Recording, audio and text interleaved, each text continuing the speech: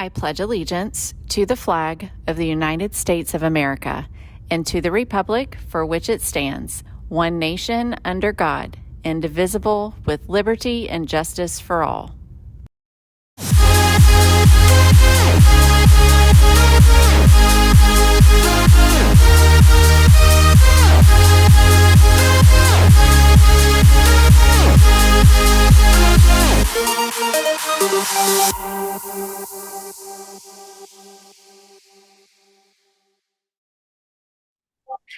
Hey, Brahmins, welcome back. It is Friday.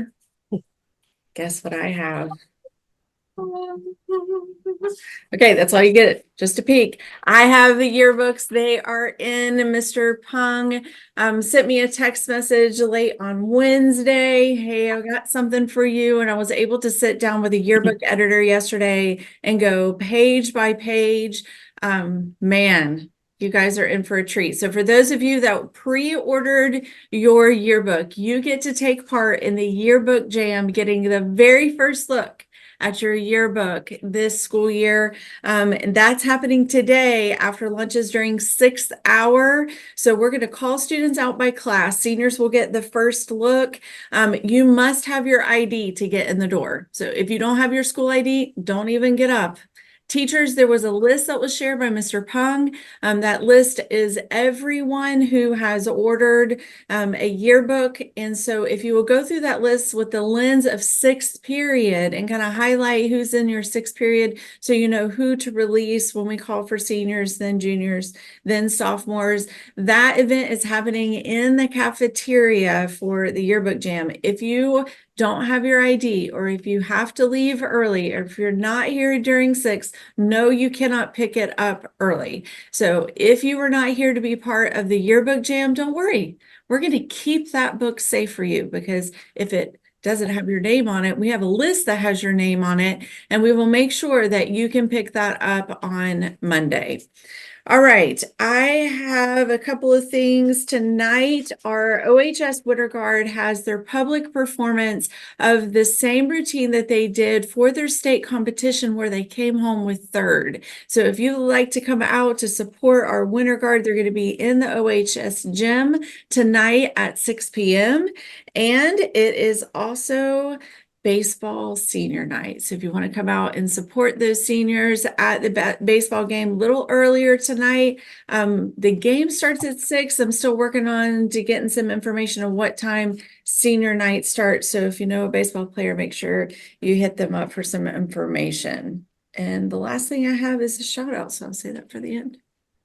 Good morning. Hey, sophomores. If you're a sophomore, pay attention. If you're not paying attention right now, pay attention. Next Wednesday is your FAST Best test, your PM3. That is the test that can make it or break it, meaning you get your score and you're done testing for your concordance score, for your communication score in high school. And the reason why I'm telling you, I'm stressing it, some other students have to wait until their junior and senior year, because I got a few years. Listen, if I can tell you anything now, just try your best on Wednesday.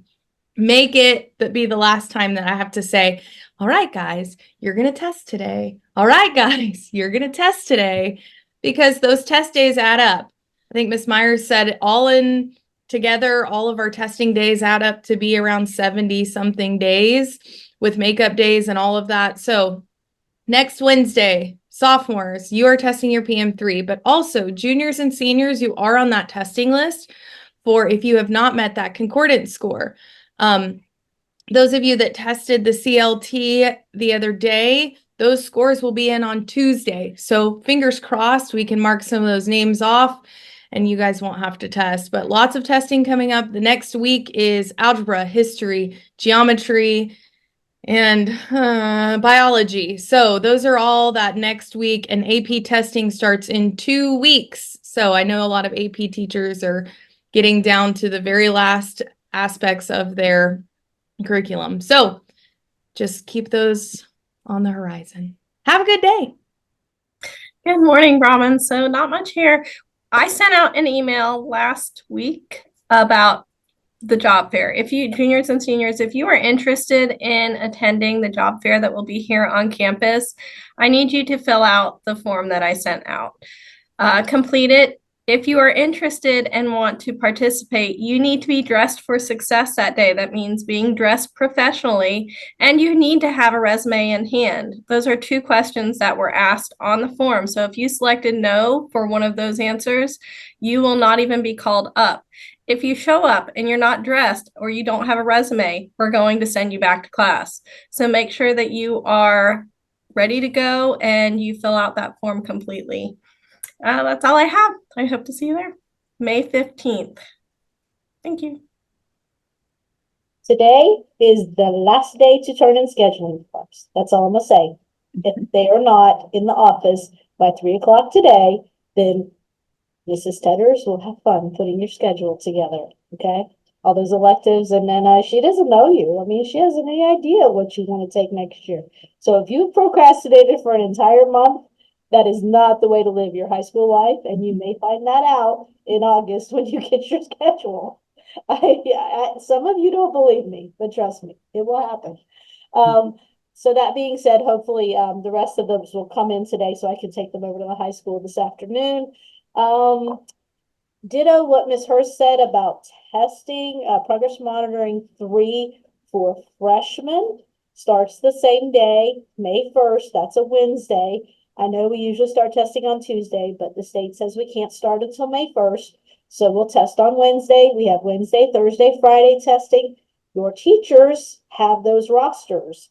Ask your ELA teacher specifically, and they can tell you when you test and where you test. Now I'm going to reiterate this one more time.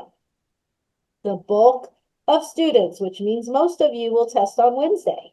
So all of you will come here Wednesday. All of the freshmen will come here Wednesday morning. Now, that's not true for Thursday or Friday. Thursday and Friday will be regular schedule for everybody who tested on Wednesday. So if you are normally at the high school and you don't have testing Thursday and Friday, don't come here. Go to class, okay? So that's how it works. So, we're trying to get everybody where they need to be. We don't want you missing class sitting here when you should be at the high school if you're not testing. So only come here if you're testing that day, basically, if you're normally at the high school. Hopefully that clears it up. If you have questions, ask me or Mrs. Kidd, and we'll step you through that process again so everybody gets where they need to be. And as far as the meaning of the test, okay, so Mrs. Hurst talked about graduation and how that's a graduation marker and a requirement for sophomores and how they can check that off the list. Why would I want to put my effort into Progress Monitoring 3 as a freshman?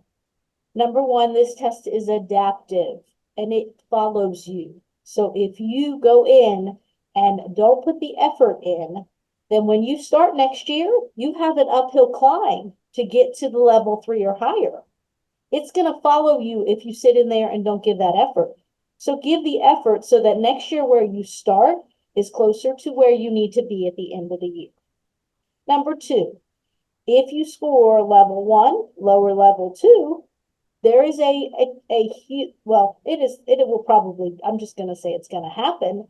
You're going to end up with an elective choice on that schedule that you worked so hard to put together, taken away, so we can create room for a intensive reading support class for you because it is mandated and it is needed based on your score.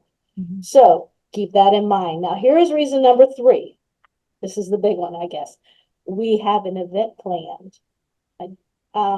We're going to have a volleyball match between the teachers and the students. So students, you better be worried because Mr. Suarez is recruiting. He's going to bring it. If you haven't seen Mr. Suarez in the split, that is worth the price of admission. You only get to attend, however, if you get your year's worth of growth. There will also be, Mrs. Kidd can tell me if I'm wrong here, but I think we're going to do some ordering of food. Yep. So it's going to be like a big celebration of your success. You just have to bring that success to be eligible. Okay. So those are 3 reasons why I want you to show up and show out next week on Wednesday. Mrs. Kidd, all you. And just to add on to that, The main component to make sure that you're going to be ready for testing is to have your Chromebook and that charger. So look for it this weekend while you have time, so you are fully prepared for testing. And then the second thing is next week on May 2nd, the Expanding Horizon application is due. Remember, you can get a stipend during the summer if you are a participant in that program. You have to be 14 to 16 years old as of June 1st. So that applies to freshmen and some students on main campus. So again, you can get the application from Ms. Goggins, and then you need to take it to the college to see Mrs. Blair. That's all I have. Applications in their email. I sent it to everybody. Perfect. Have it. All right, sophomores, I hope you were listening to that because you too have an incentive planned, and more about that will come out this weekend in the parent newsletter, but also in your English classes for our event for you. All right, this shout out goes to those who participated in the Florida Civics and Debate Initiative State Tournament last Saturday. We actually had some place at the state. Congratulations to Quatasia Dingle. She earned 8th place in impromptu speeches. Darius Dove earned 7th place in impromptu speeches, and Colton Collins earned 3rd in the state in extemporaneous debate. So congratulations to you guys. You have done an awesome job in your competition season, and I look forward to that award ceremony. That's all we have for today. Make it a good one, as together we Move forward. Be great. And B, Brahmins all day. all day.